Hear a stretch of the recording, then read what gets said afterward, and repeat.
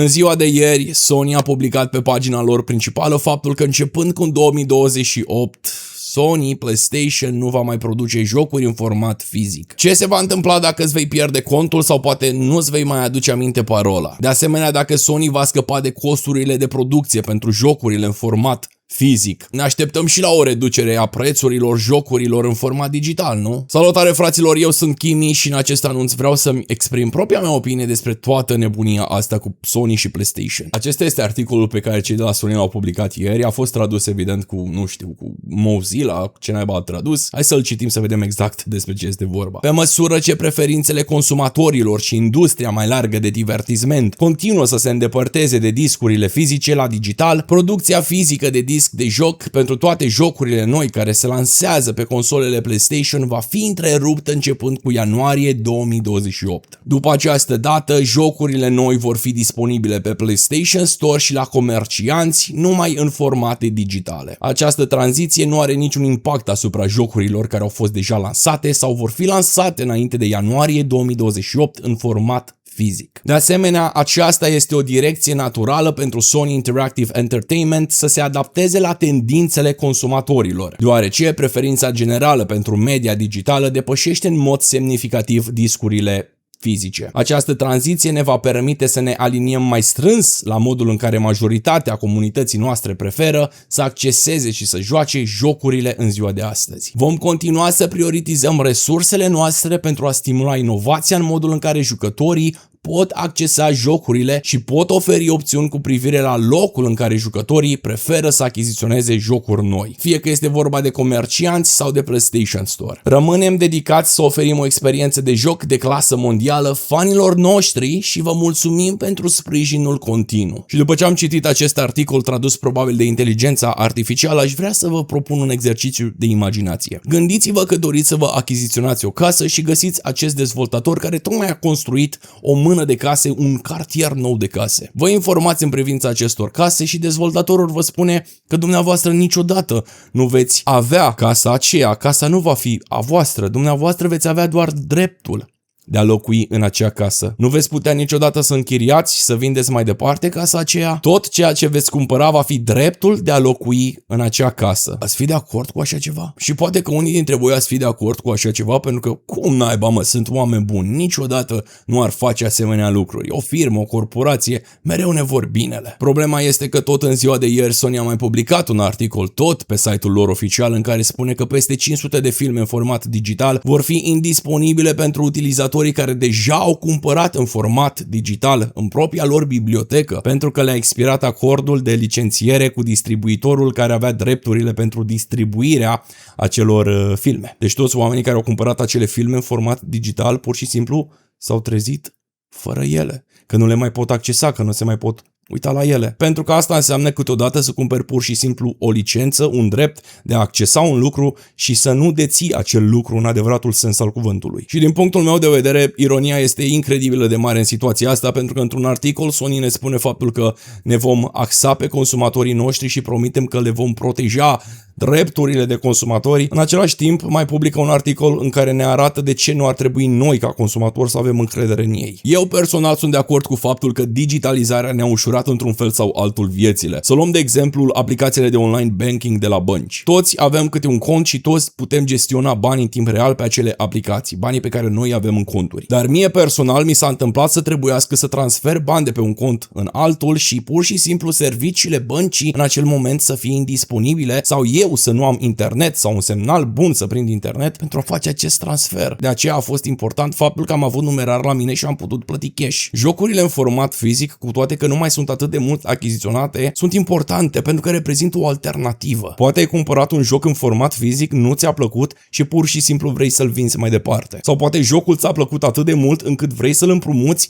și prietenului tău cel mai bun ca să-l încerce și el, să se bucure și el de această experiență a jocului. Toate aceste lucruri vor dispune dispărea odată cu formatul fizic al jocurilor. Evident că anunțul ăsta ridică și alte semne de întrebare. Ce se va întâmpla cu PlayStation 6? PlayStation 6 va avea doar o versiune digitală și dacă va avea doar o versiune digitală, ce naiba o să fac cu jocurile PlayStation 5, PlayStation 4 pe care le-am achiziționat în format fizic? Nu este nimic confirmat încă cu PlayStation 6, dar sunt niște întrebări pe care ar trebui să ni le punem noi ca consumatori. Și cum am spus la început, poate să fie și o veste foarte bună acest anunț, pentru că Sony tocmai a scăpat de costuri de producție, transport și distribuție al jocurilor în format fizic. Deci cred că cu toții ne putem aștepta să se reducă și prețurile la versiunea digitală a jocurilor, nu? Mie personal mi s-a părut mereu ciudat cum noi consumatorii am ales cu o lejeritate incredibilă de mare să cumpărăm un joc digital la același preț cu versiunea fizică a aceluiași joc. Pentru că este și puțin cam logic. Dacă tu nu ai costuri de producție, de transport, de distribuire, de ce versiunea digitală a unui joc costă la fel ca versiunea fizică? Nu ar trebui să fie mai ieftină? Problema nu este că dispar jocurile în format fizic, problema este că dispare alternativa, dispare o altă opțiune pe care consumatorii o aveau. Toată această nebunie pur și simplu oferă companiei un control mult mai mare asupra ecosistemului de jocuri. Și cu siguranță majoritatea dintre noi, inclusiv eu, cumpărăm jocurile în format digital. Dacă mă întrebați din ultimele 10 jocuri jucate câte au fost în format fizic, probabil 1 din 10. Și din punctul de vedere Sony, toată nebunia asta are logică.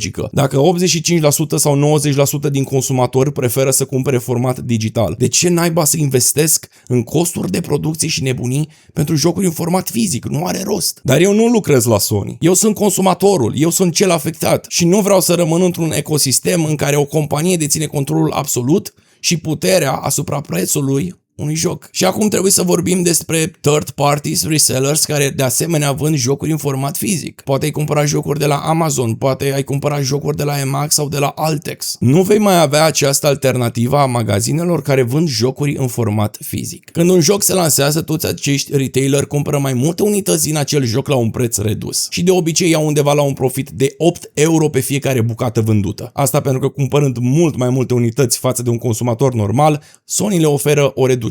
De asemenea, tot între acești reselleri poate exista o competiție. Dacă magazinul A decide să vândă jocul la un profit de 8 euro per bucată, magazinul B, pentru a fi competitiv, poate decide să vândă jocul, nu știu, la 6-7 euro profit per bucată. Și de asemenea, cu toții cu siguranță am văzut anumite discounturi foarte, foarte mari la anumite jocuri în format fizic pe Altex sau pe alte platforme. Asta pentru că dacă jocurile nu se vând, decât să rămână cu ele prăfuite în depozitele pe care aceste companii le au, preferă câteodată și să le vândă la profit zero. Pur și simplu să-și scoată banii care i-au băgat înapoi, să-i bage în altceva. Și această competitivitate ne ajută pe noi, consumatorii. Și din păcate, într-o piață complet digitală, această concurență este mult mai redusă și platforma mamă, platforma PlayStation, va avea cea mai mare putere asupra prețurilor. Din punctul meu de vedere, ăsta este un exemplu perfect în care autoritățile ar trebui să intervină pentru a proteja consumatorii. Mai țineți minte când Apple voia să facă propriile lor cabluri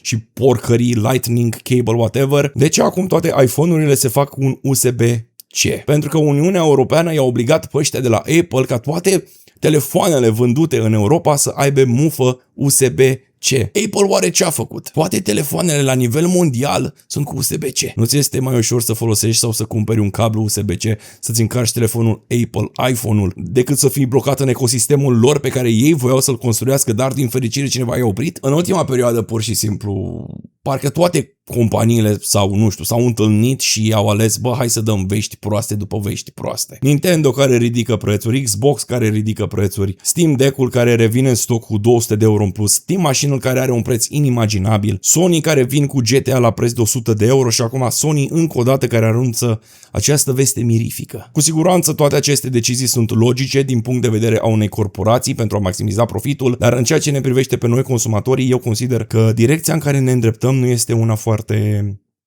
sănătoasă. Să nu ne amintim de Ubisoft care au spus că consumatorii, oamenii ar trebui să nu se mai aștepte să dețină lucrurile pe care le cumpără. În ceea ce mă privește, ăsta nu este viitorul în care vreau să mă îndrept. Sunt curios și de părerea voastră în comentarii, așa că scrieți părerea voastră, ce credeți, dacă sunteți de acord cu nebunile astea, dacă vă afectează, dacă nu vă afectează.